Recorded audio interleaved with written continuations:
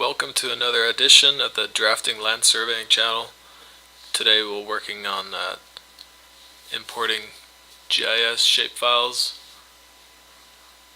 and I'm going to update our FEMA's GIS data. We use that line work to show on our topographic surveys and figure out elevation certificates.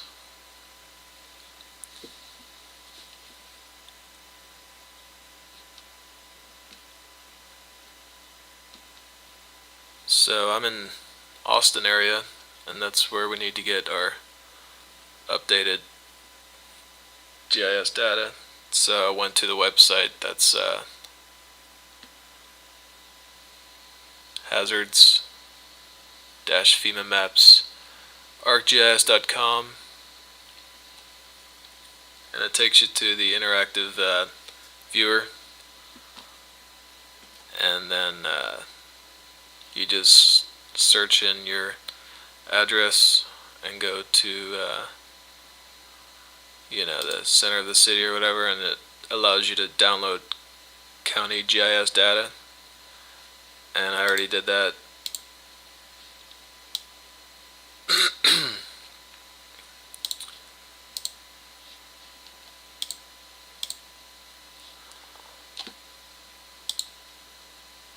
And I generated a folder in our GIS Travis County FEMA July 2020, and I just created a shapefiles folder where I downloaded the zip file that they give you, and gives you some information here in the metadata text file. It shows you how to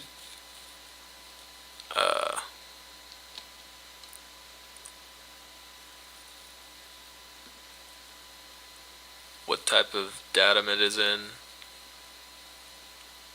and the geo units, decimal degrees, and 1983 North American dated. That's useful information for later. And excuse me. Here's some flood info. Here's the area. But this is database files, projections files. If you're into GIS, you'll know what that all is. But we want to use shapefiles because we're not creating a database. And so this will be the area, and this would be just line work.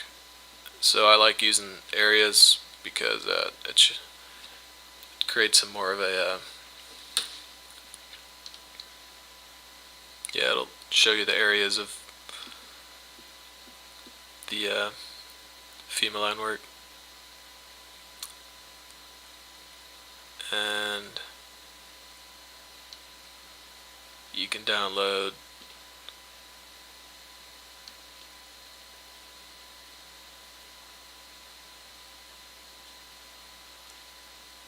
the base flood elevations.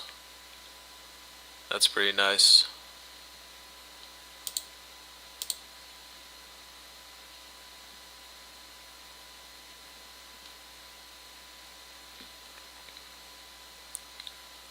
Like here's an example of the Colorado River, and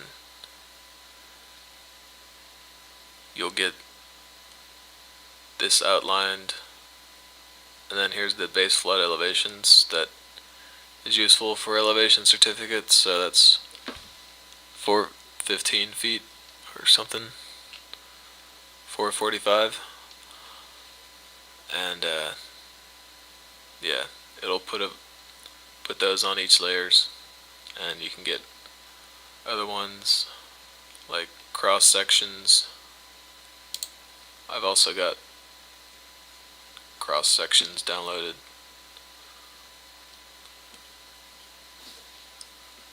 I don't think I'll do any other ones.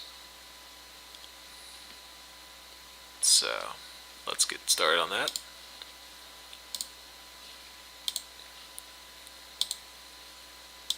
So I copied in the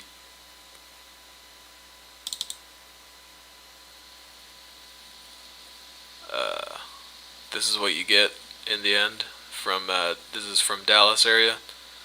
We're doing work up there now, and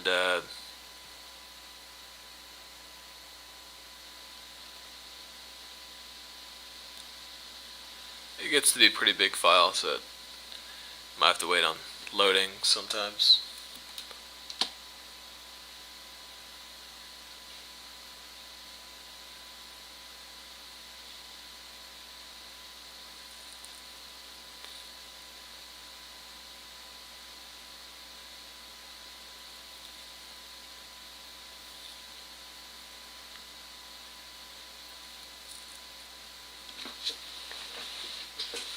Alright, there we go. So you can see I created a little bit of a line type for the base flood elevations, and I did some sort of dash dot dot dash type thing for the base flood the zones. So this would be like the floodway. It's like zone AE and zone X or whatever. It kind of got color coded, and I've created these boundaries that create a boundary layer and a working layer, and all these are all color coded now. So this is my working area that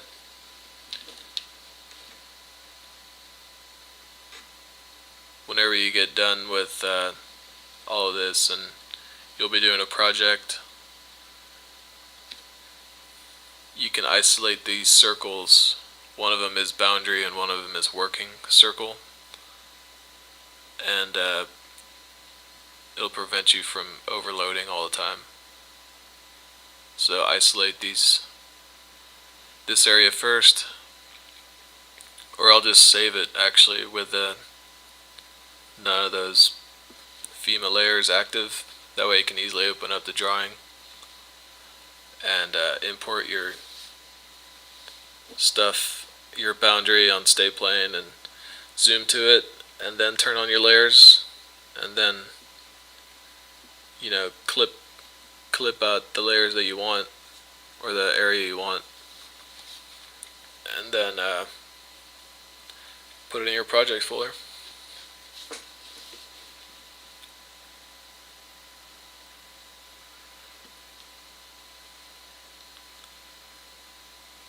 If it would just okay, it wasn't loading. Anyways, I'm gonna delete this because it's a copied from the other drawing. So I will change the drawing setup to central, hit OK, and save. So we're now good to go to set up our GIS Database Settings, and you'll want to create some settings for your GIS Database Settings, and you'll want to select a new one and go to your new, not Tarrant County, but our Travis County.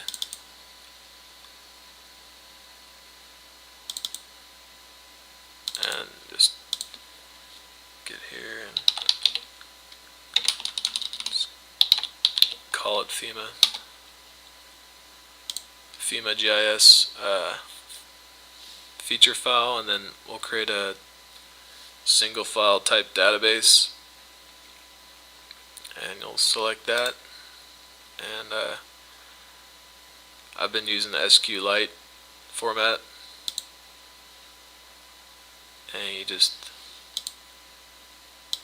go back to your Travis. Just create a database now, FEMA, and then you exit. Kind of saves it, and don't need that.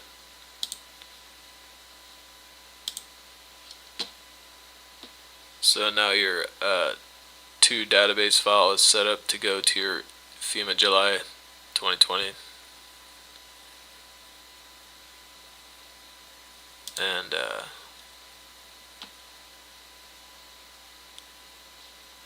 yeah, here you select your shapefiles here.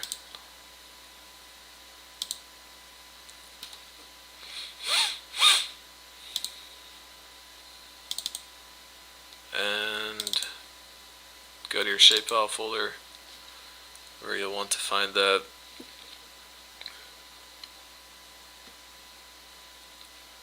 hazard areas.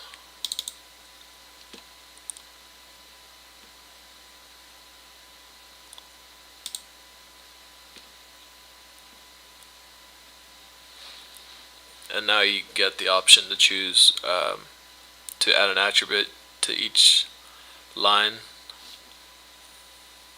based on the elevation, or you can do a little GIS work and create layers based on the assigned layer. So that's what I want to do, and just choose field zone. I think it's kind of a guessing game sometimes when you first start and need to pick out an attributes, because these are all the attributes that are coming with the GIS data, and you may want to choose something else, but you just want to choose the zone because we want to create those layers that are flood zone and zone X and zone AE. So then we want to choose geometry only, because otherwise it'll take too long to import all that GIS data, and I don't think Carlson can even do that. I'm not sure, but I think that's all we gotta do. So it easily imports it down to the 0, 0 area.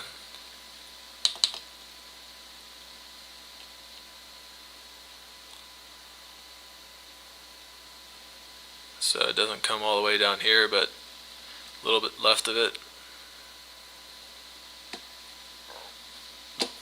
And it actually kept the color codes from my previous stuff, so that'll work. And that's Travis County now. So since you want to have it in state plane, and it's not right now, you want to adjust coordinate and coordinate transformation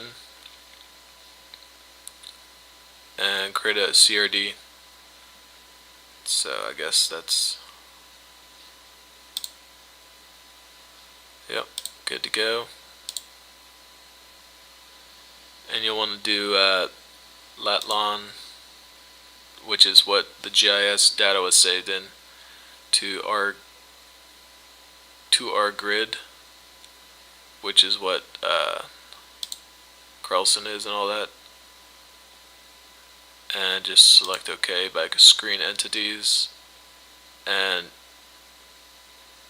remember that metadata text file we saw in the folder, in the shapefile folder, that the metadata.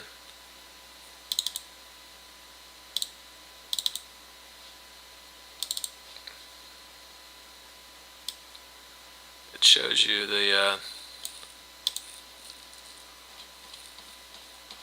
what this was saved as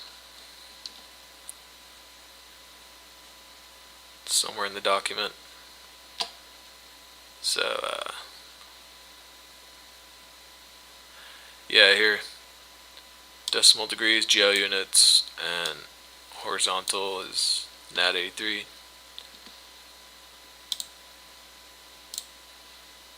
So I choose lat long datum nat 83 and state plane 83, central, and decimal degrees in US feet. Select OK, and then select screen entities.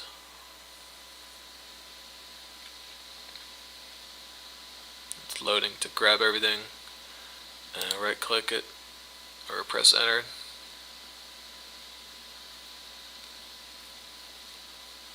And it'll move everything up to the state plane.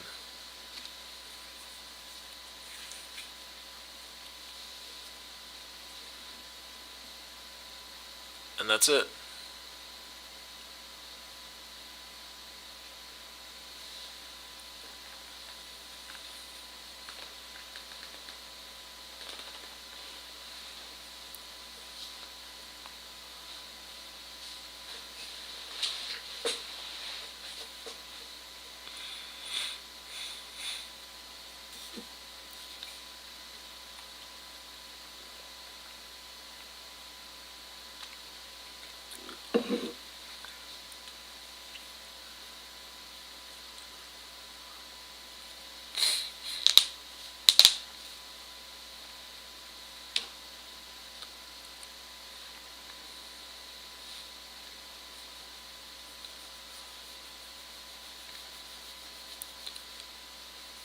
And it's probably best to do one type of shapefile at a time, like don't do all the flood zones and then also add the base flood elevation lines, you know, down here before you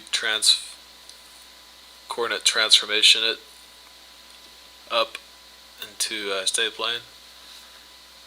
So I'm just going to do it shapefile by shapefile so it doesn't take forever.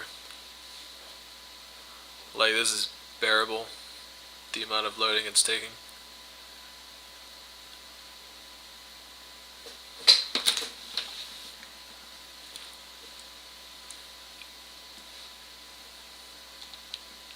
And there it goes. Growing up.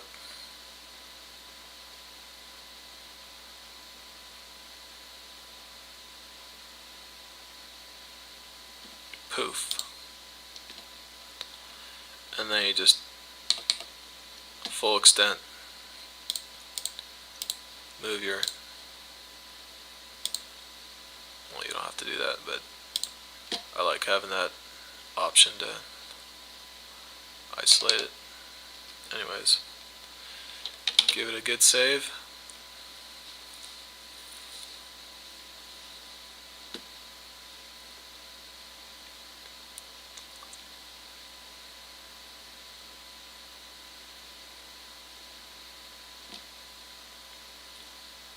And then I'll give you a little example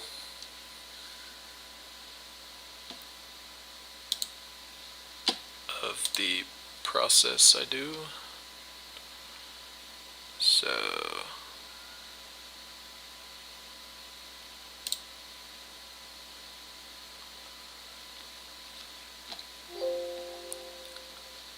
here's a little impervious coverage survey, and just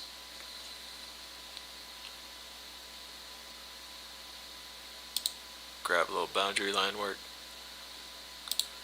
and clipboard, copy it,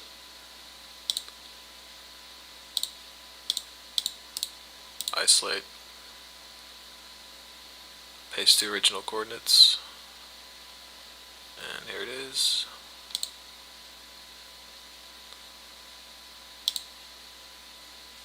And there's nothing really around it, so I'll just clipboard, copy this AE zone, clipboard, paste it in here, and now we've got it. And here you can export this.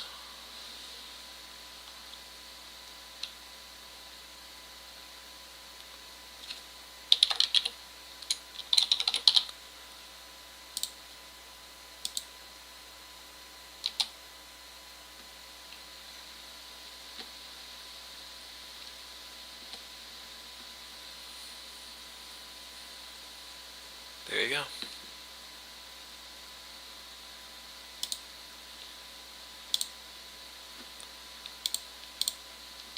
So I'll never save that with boundaries in it, so I'll just delete it. And I'll start importing some other things. You keep the database the same, and I'll just keep adding shapefiles to the database. So I'll choose the base flood elevation now, and you can actually assign by elevation on this one, which is awesome.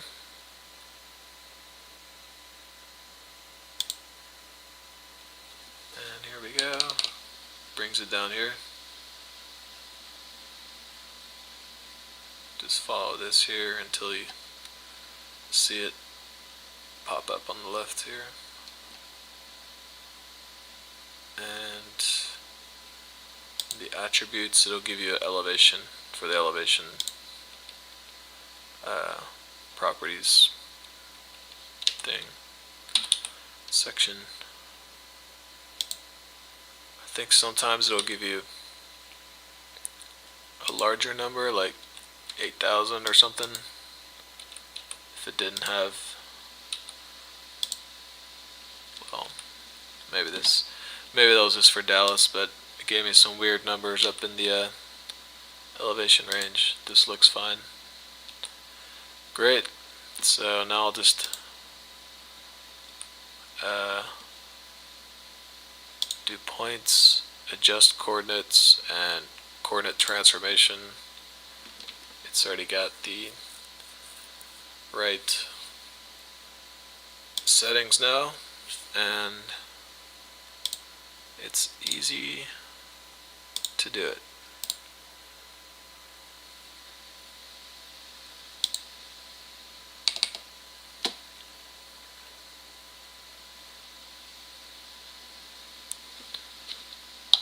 Give it a little regen all,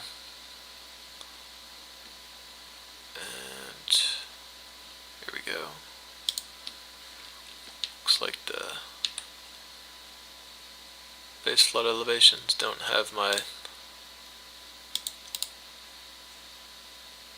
little scribble line work. I wanted the CMP 1000 or 100. Regen all that and check out what I got.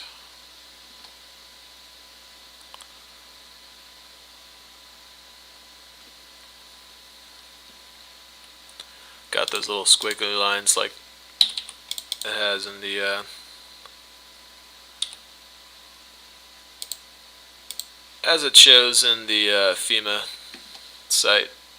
It's kind of a standard, I suppose. And it looks nice, maybe.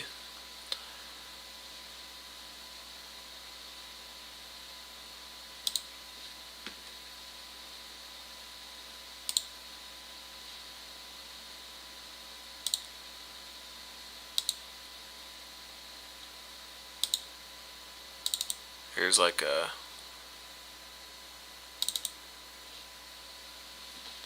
cool thing I did with it yesterday.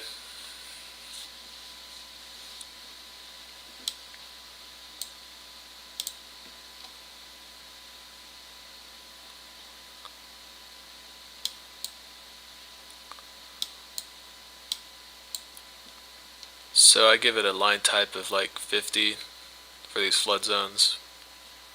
And here are those squiggly base flood elevations, and it kind of goes into their property.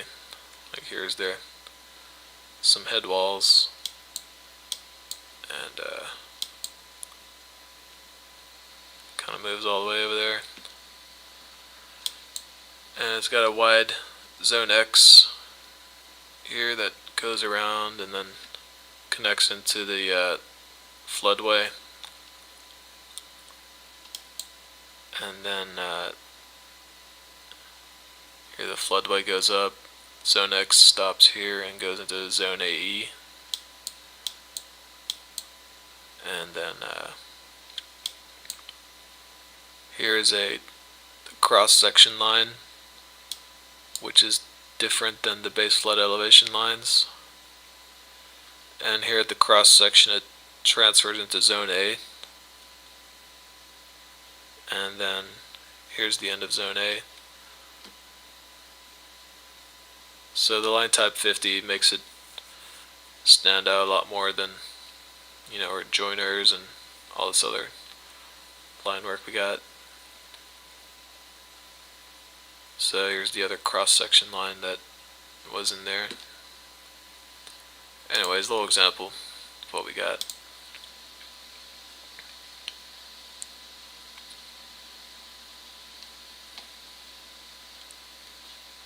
So I'll import the cross section line now, and that should be it.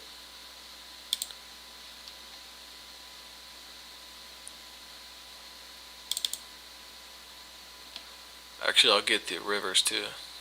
That'll be nice.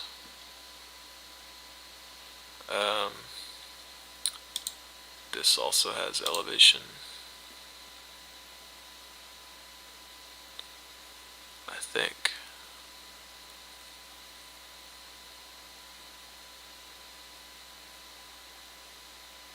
Stream bed elevation. I'll give it a shot with the elevation thing. I'm not sure.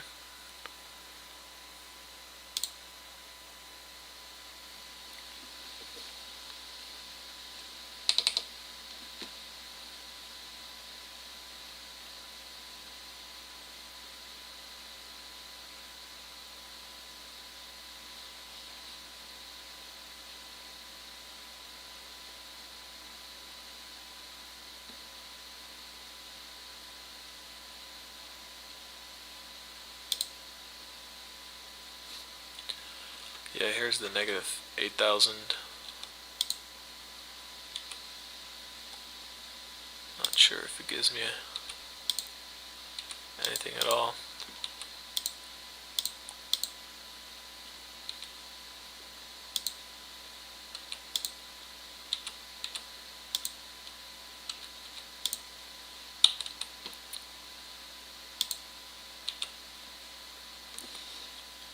Maybe I can try it again and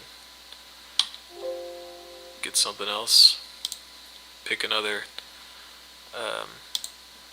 attribute.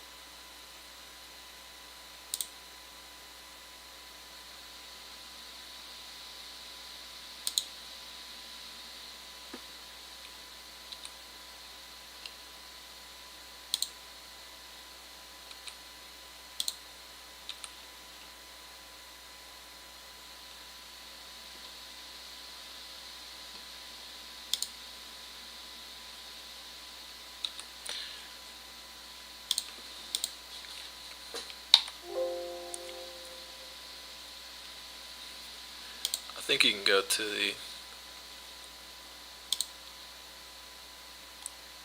metadata and see what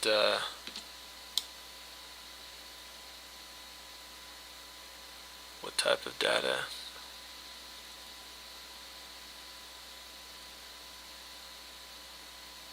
maybe what the structure is like of the attributes. Maybe not.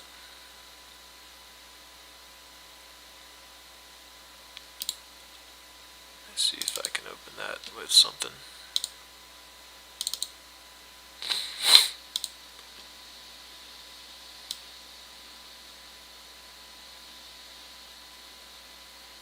So you can find the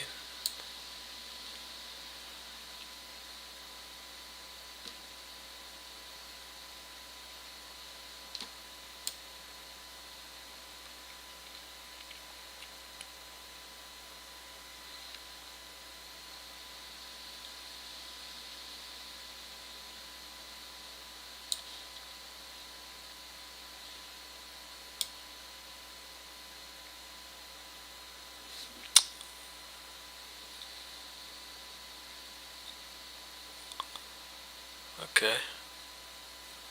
Looks like it's got some elevation somewhere.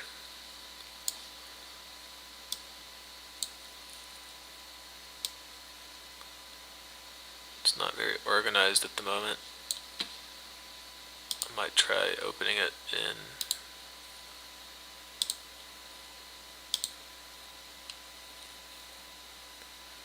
the old Excel.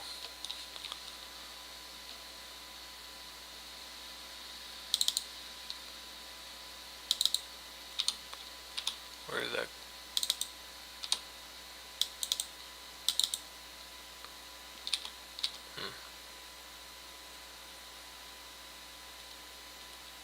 I don't know where that is. Excel.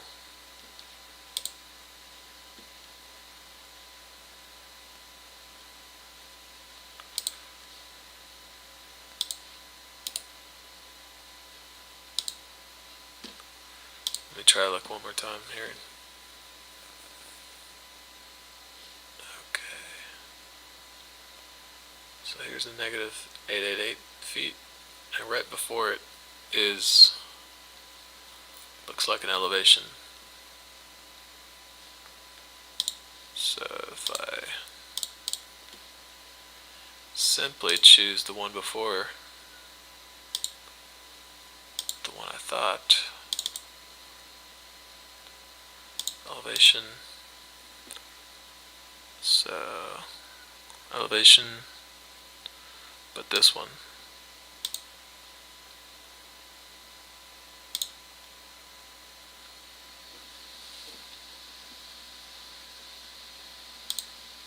Oh my god, I'm so smart.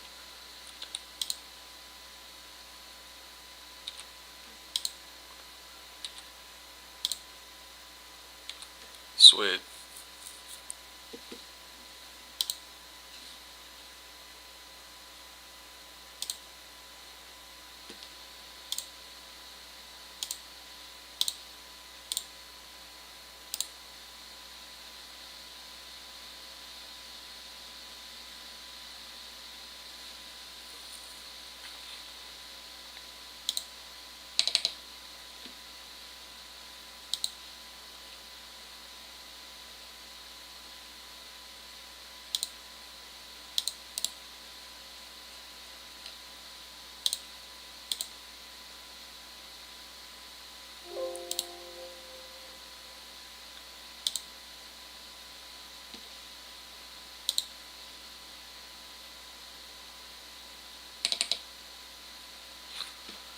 Okay, that pretty much concludes what we had to do, so that's nice.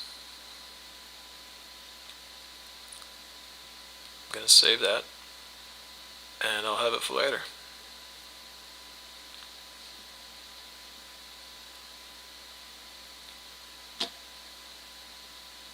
Like and subscribe. Come back later for some more drafting.